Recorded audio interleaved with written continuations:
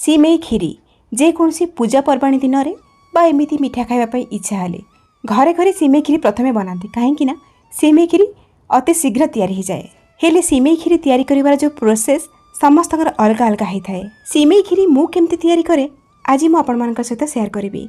बिना मिल्कमेड बिना खुआ बिना मिल्क पाउडर रे एकदम क्रीमी क्रीमी सिमेई खीरी आज आम तैयारी करवा।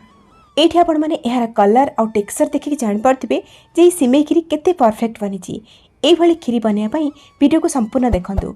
वीडियो भल लागिले लाइक करिवे शेयर करिवे चैनल रे नुआ थिबे सब्सक्राइब करनेबे फेसबुक पेज रे देखुथिले फॉलो तो निश्चय करिवे। नमस्कार लता उड़िया किचन रे आपण समस्त को अनेक अनेक स्वागत।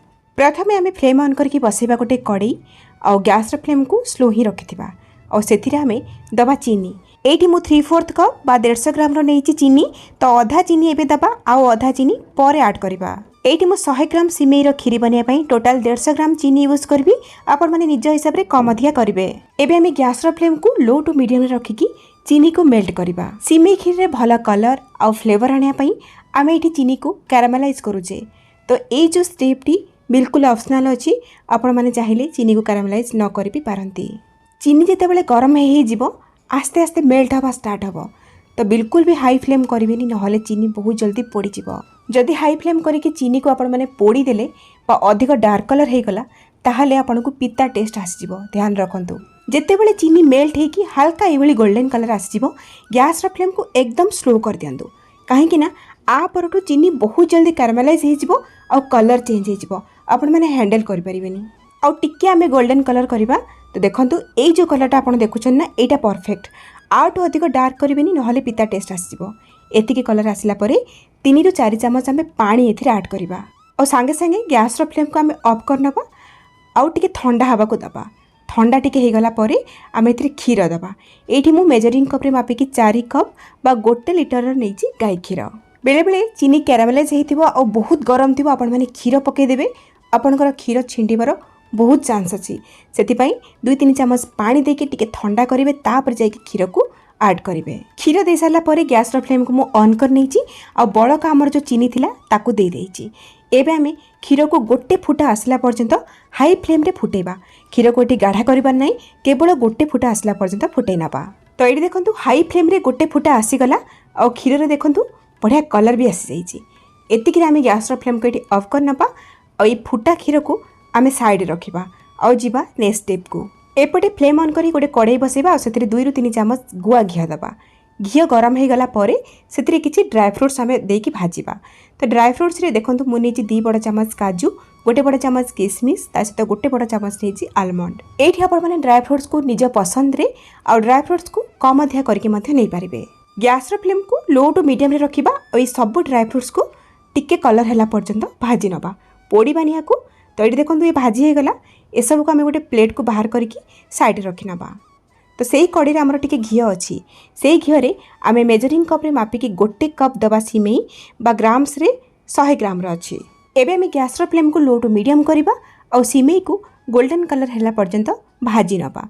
किंतु ध्यान रखिबे सिमेई को बिल्कुल भी पोड़ीबेनी। तो ये देखंतु सिमेई बढ़िया कलर है कि भाजी हो गला आठो अधिक डार्क करबा दरकार नहीं इटा ही परफेक्ट। एबे आम भजा सिमेई रे गोटे कप दे दबा पानी। आपण चाहिले 2 कप मध्य पानी दे पारिबे माने जेतिकी सिमेई मु सेतिकी पानी नेइची आपण माने चाहिले जेतिकी सिमेई तार डबल पानी मध्य एठी नै पारिबे। पानी देकी भल भाबरे गोळे नबा आ एबे हम एथरे 2 ରୁ 3 पिंच दबा लूण। लूण टिके निश्चय पकेइबे जे कोनसी मीठा जिंस रे लूण टिके देले टेस्ट पूरा बैलेंस हेकी रहइबो पानी चिया लागिबोनी। आ बासना पई आमे 3 ରୁ 4टा गुजराती एथरे ऐड करबा भल भाबरे गोळे नबा। एबे आमे गैस रो फ्लेम को एकदम स्लो कर दबा। स्लो फ्लेम रे आको आमे कवर करके 5 ରୁ 6 मिनिट पई सिमेई को सिझिया पई छाड़ीबा बा जे पर्यंत सब पानी सिमेई रो सुखी न जाईची से पर्यंत आको आमे सिझेइबा।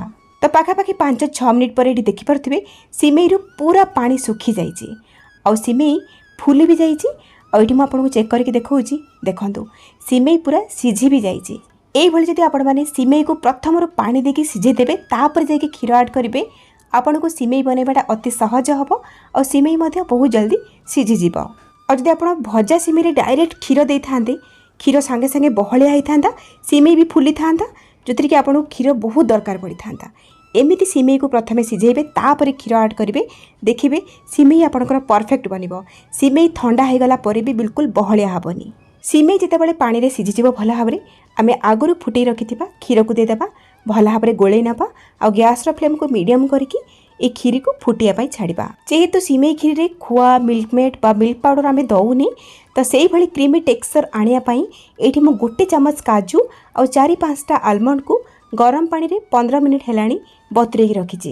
ये भल भाव में बतुरी जाइए। आम कौन करवा ये आलमंड चोपा को बाहर करना। ये आपण मैंने केवल गोटे चमच काजू नहीं पारे। आउ ध्यान रखु ये अत्यधिक काजू बा आलमंड नेबेनी। अत्यधिक नहीं गले कौन हम आपंकर क्षीर टेक्सचरटा अति बहलिया हो। बतुरा होता काजू और आलमंड को आम मिक्सिंग जार देकी अल्प टिके पानी देकी आपको चिक्कण करके बाटिकी नहीं आसवा। ये जो काजू आलमंडर पेस्ट को एवं आम क्षीर रे देदेबा आ भल भाव में गोले नवा। ये काजू आलमंड बटा दबाटा पूरा ऑप्शनल अच्छी। आपण मैंने बिना काजू आलमंड बटारे भी एक खीरी बनई पारे। सेमती भी बहुत स्वादिष्ट बनिबो। काजू बटा देकी खीरी को मीडियम फ्लेम रे आउ 3-4 मिनिट पाई फुटई नवा। आउ 4-5 मिनिट पर ये आपण मैंने देखिपे खीरीर टेक्सचर एमती देखा जे एथिरे आमे खुआ बा मिल्कमेड पकईचे। आउ ता छड़ा देखंतु खीरी आग अपेक्षा केते बहलिया भी हो जाइए। जदि आठ आपको आउ पतला टेक्सचर खीरी दरकार ताहले सिमेई सिझेला बेले गोटे कप जगह आपण मैंने 2 कप पानी देकी सिमेई को सिझेई नेबे। एबे आमे भाजी रखिथिबा काजू आउ आलमंड को देदेबा। ता सहित एठी मु कटा हितबा किछि पिस्ता भी नहीं जहाँकि ऑप्शनल अच्छे। आउ ए सब को देकी खीरी को भल भाव में गोली नवा। आउ थे मीडियम फ्लेम रे आम आउ 2-3 मिनिट भल भाव में खीरी को फुटे नवा। ये आउ गोटे कथा कही रखुची जदि ए स्टेज रे खीरी आपन को अत्यधिक बहलिया लगिला ताहले आपण माने फुटा क्षीर देकी कंसिस्टेंसी को एडजस्ट करेंगे और खीरी को आउ टिके फुटे नेबे। तो आउ 2-3 मिनिट फुटिला परे खीरीर फाइनल टेक्सचर ये आपण माने देखि पारुथिबे। एठी हमर एकदम टेस्टी क्रीमी सिमेई खीरी एकदम रेडी। एबे हम गैस फ्लेम को ऑफ करनवा। आपण आपको गरम खाई पारिबे बा टिके ठंडा करके मध्य खाई पारिबे। एही उपाय सिमेई खीरी बनातु। केमती लागला आपनक अनुभूति मो सहित शेयर करंतु। ताहले आज पई रहउची पुणी आसीबी आ गोटे नुआ रेसिपी नहीं कि से पर्यंत रहिली। नमस्कार बाय जय जगन्नाथ।